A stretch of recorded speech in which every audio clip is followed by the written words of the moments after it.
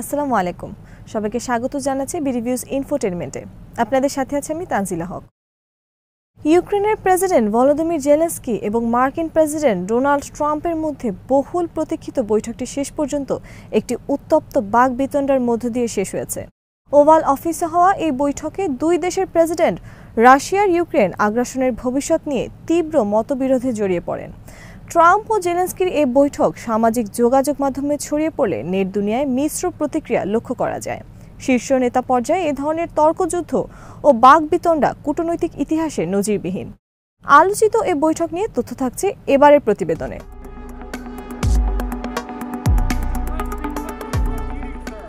Zelensky white হাউসে এসেছিলেন মূলত যুক্তরাষ্ট্রকে ইউক্রেনের দুর্লভ খনিজ সম্পদের এক্সেস দেওয়ার প্রস্তাবিত চুক্তি নিয়ে আলোচনা করার জন্য। যুক্তরাষ্ট্র ইউক্রেনের খনিজ উপাদান নিয়ে কাজ করবে আর এর বিনিময়ে ইউক্রেনের পাশে থাকার প্রতিশ্রুতি দেবে। কিন্তু ওভাল অফিসে সংবাদ সম্মেলনের সময় পরিবেশ দ্রুত উত্তপ্ত হয়ে ওঠে। ট্রাম্প জেলেনস্কির প্রতি চিৎকার করে বলেন, মার্কিন সমর্থনের জন্য তার কৃতজ্ঞ থাকা উচিত। জেলেনস্কিকে তিনি বলেন, হয় আপনি রাশিয়ার সাথে আপোষ চুক্তি করবেন, নতুবা আমরা আপনার পাশ থেকে সরে যাব।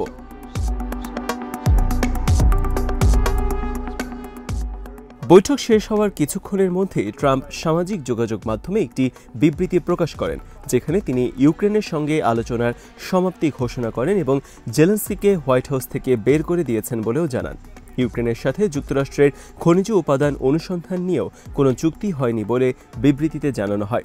ট্রাম্প আরও বলেন, আমরা শান্তি প্রতিষ্ঠার জন্যই চেষ্টা করছিলাম, তবে প্রেসিডেন্ট জেলেনস্কি এখনও শান্তির জন্য প্রস্তুত নন। তিনি ওভাল অফিসে যুক্তরাষ্ট্রের প্রতি অসম্মান দেখিয়েছেন। আপাতত তাকে বিদায় দেওয়া হয়েছে। যখন তিনি সত্যিকারেই শান্তির জন্য প্রস্তুত হবেন, তখন তিনি চাইলে ফিরে আসতে পারেন।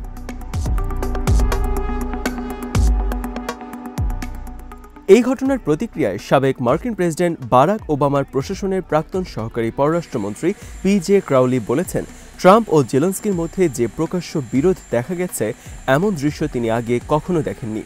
তার মতে এটি মূলত একটি সরল কূটনৈতিক প্রচেষ্টা হওয়ার কথা ছিল, যার উদ্দেশ্য ছিল যুক্তরাষ্ট্র ইউক্রেন সম্পর্ককে শক্তিশালী করা। কিন্তু এখন দেখা যাচ্ছে দুই দেশের সম্পর্ক একটি ধ্বংসাত্মক গতিপথে রয়েছে। দ্বিপাক্ষিক এই সম্পর্ক পুরোপুরি ভেঙে পড়ার আগে দুই নেতা কি আদৌ সম্পর্কে ভারসাম্য প্রতিষ্ঠা করতে পারবেন কিনা তা অনেকটাই অনিশ্চিত।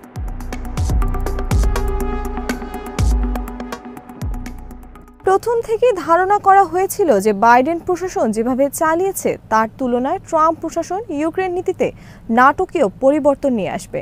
কিন্তু প্রক্রিয়াটি এখন আর কেবল নাটকীয়তায় সীমিত নেই। পুরো বিষয়টি হোয়াইট হাউস এবং ইউক্রেনীয় পক্ষ উভয়ই খুব খারাপভাবে পরিচালনা করেছে। ওভাল অফিসে হওয়া সর্বশেষ বৈঠকে উভয় দেশের শীর্ষ নেতার বক্তব্যই ছিল অত্যন্ত কঠোর। এরকম কঠোর উচ্চারণ হওয়া অস্বাভাবিক নয়। তবে এবার বিষয়টি বেশি খারাপ হয়েছে, কেননা দু নেতার কেউই তাদের মত পার্থক্যগুলো আড়াল করার চেষ্টা করেননি, বরং সবটাই মিডিয়ার সামনে খোলাসা করে দিয়েছেন। মার্কিন বিশ্লেষকদের একাংশ মনে করেন শুক্রবারের এই দিনটি ইউক্রেনের জন্য খুবই খারাপ একটি দিন, যুক্তরাষ্ট্রের জন্য খারাপ এবং রাশিয়ার জন্য অত্যন্ত ভালো একটি দিন।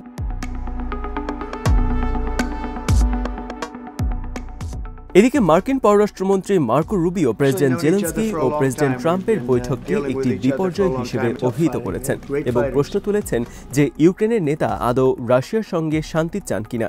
তার সেখানে গিয়ে উত্তেজনা বাড়ানোর কোনো প্রয়োজন ছিল না।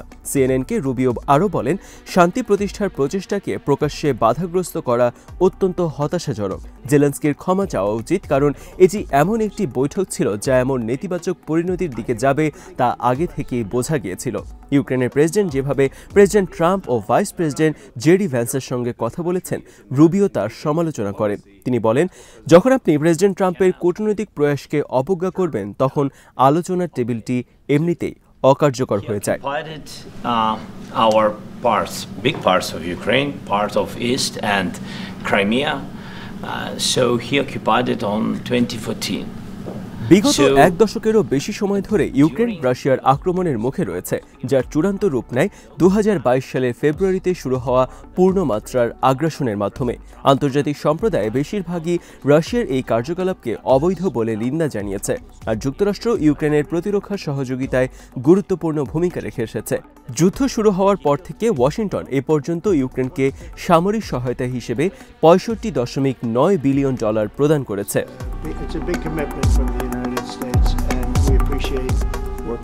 তবে ট্রাম্প জানুয়ারিতে ক্ষমতায় আসার পর থেকে এই সহায়তা নিয়ে অনিশ্চয়তা দেখা দেয়। চলতি মাসের শুরুর দিকে ট্রাম্প সরাসরি রাশিয়ার প্রেসিডেন্ট ভ্লাদিমির পুতিনের সঙ্গে কথা বলেন এবং ইউক্রেন বা ইউরোপীয় কোনো দেশের প্রতিনিধি ছাড়াই মার্কিন কূটনীতিকদের সৌদি আরবে প্রেরণ করেন, যেখানে মার্কিন কর্মকর্তারা রাশিয়ান কর্মকর্তাদের সাথে শান্তি আলোচনায় অংশ নেন। জেলেনস্কি ও তার ইউরোপীয় মিত্ররা রাশিয়ার সাথে ট্রাম্প প্রশাসনের কর্তা ব্যক্তিদের ওই বৈঠকের তীব্র নিন্দাও জানিয়েছিলেন।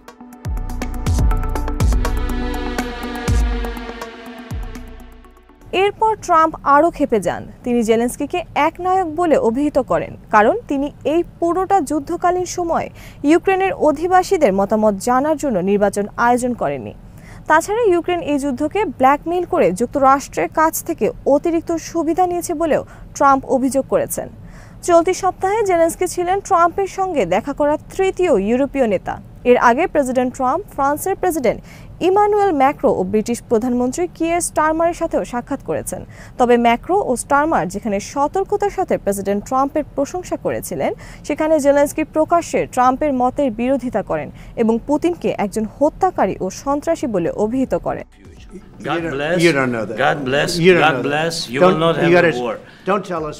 ওভাল অফিসে প্রেসিডেন্ট ট্রাম্প ও জেলেনস্কির মধ্যে হওয়া বৈঠকটি কয়েকটি কারণে গুরুত্বপূর্ণ।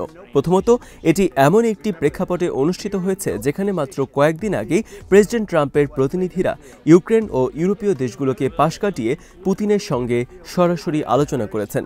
দ্বিতীয়ত, জেলেনস্কি সরাসরি পুতিনকে সন্ত্রাসী হিসেবে অভিহিত করেছেন এবং ট্রাম্পের দৃষ্টিভঙ্গির সঙ্গে বিরোধিতা করেছেন। আর তৃতীয়ত, মার্কিন সামরিক সহায়তা নিয়ে অনিশ্চয়তা এবং ট্রাম্পের সাম্প্রতিক উত্তেজক মন্তব্য ইউক্রেন ও যুক্তরাষ্ট্রের সম্পর্ককে আরও সংকটময় করেছে।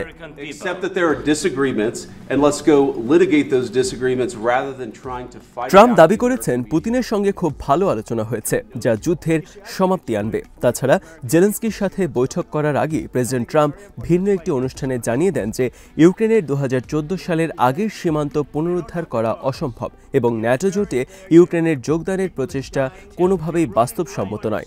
সমালোচকরা অভিযোগ করেছেন যে এই ধরনের মন্তব্য করে ট্রাম্প পুতিনকে আগেভাগেই বড় ধরনের ছাড় দিচ্ছেন।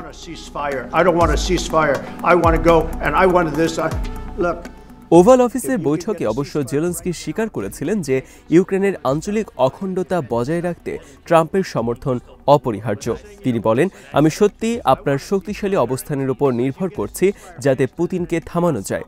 আমি আশা করি আমরা একসঙ্গে তাকে থামাতে পারব, কিন্তু আমাদের জন্য সবচেয়ে গুরুত্বপূর্ণ হলো আমাদের দেশ, আমাদের মূল্যবোধ, আমাদের স্বাধীনতা ও গণতন্ত্র রক্ষা করা এবং অবশ্যই আমাদের ভূখণ্ডের হত্যাকারীর সঙ্গে কোনো আপোষ নয়।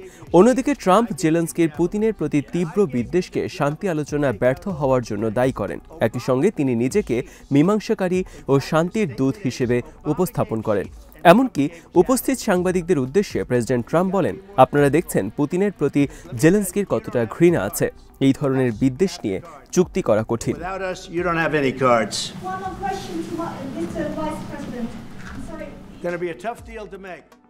ট্রাম্প জোর দিয়ে বলেন যে ইউক্রেনকে শান্তির বিনিময়ে কিছু ছাড় দিতেই হবে।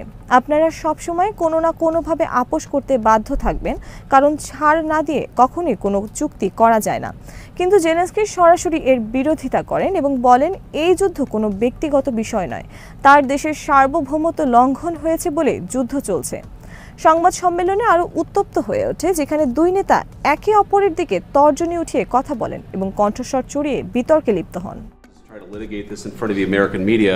Right now, you guys are going around and forcing conscripts to the front. যখন উত্তেজনা আরও বাড়তে থাকে তখন মার্কিন ভাইস প্রেসিডেন্ট জেডি ভ্যান্স সরাসরি বাইডেনের সমালোচনা করেন। তিনি অভিযোগ করেন যে বাইডেন কেবল নিজেকে বড় করে দেখানোর জন্য যুদ্ধ শেষ করার চেষ্টা করছেন, আর ট্রাম্প প্রশাসন প্রকৃতপক্ষে কূটনীতির মাধ্যমে সমাধান খুঁজছে। কিন্তু জেলেনস্কি পুতিনের সাথে কূটনৈতিক সমাধানের যে কোনো সম্ভাবনা নস্যাৎ করে দেন। এর পরপরই ব্যক্তিগত আক্রমণ শুরু হয়ে যায়। যখন জেলেনস্কি ভ্যান্সকে স্মরণ করিয়ে দেন যে তিনি কখনো ইউক্রেনে যাননি এবং যুদ্ধের বাস্তব অভিজ্ঞতা অনুভব করেননি, তখন ট্রাম্প ক্ষিপ্ত হয়ে কথার মধ্যে ঢুকে পড়েন। আমাদের শেখানোর দরকার নেই যে আমরা কি করব, আমরা সমস্যার সমাধানের চেষ্টা করছি। I'm very serious. You're gambling I'm the with the president lives in of war. millions of people. You think You're gambling with World War III. এরপর ট্রাম্প আরও এক ধাপ এগিয়ে গিয়ে বলেন, আপনি লক্ষ লক্ষ মানুষের জীবন নিয়ে জুয়া খেলছেন, আপনি তৃতীয় বিশ্বযুদ্ধের ঝুঁকি তৈরি করছেন। জেলেনস্কি বারবার হস্তক্ষেপের চেষ্টা করেন, বলেন যে তিনি অবশ্যই যুদ্ধ থামাতে চান, কিন্তু ট্রাম্প তখন পুরোপুরি নিজের বক্তব্য চালিয়ে যাচ্ছিলেন। তিনি ইউক্রেনের নেতাকে যথেষ্ট কৃতজ্ঞতা না দেখানোর জন্য কঠোর ভাষায় তিরস্কার করেন। এরপর কয়েক মিনিটের মধ্যেই বৈঠক শেষ হয়ে যায়। All right. We'll see what we can do about putting it together. Thank you. আজ এখানেই শেষ করছি। সমরাস্ত্র, প্রতিরক্ষা ও কূটনীতির নানা তথ্য জানতে চোখ রাখুন বিডি নিউজ ইনফোটেইনমেন্টে। চ্যানেলটি ভালো লাগলে সাবস্ক্রাইব করুন, সংযুক্ত থাকুন আমাদের ফেসবুক পেজে। আল্লাহ হাফেজ।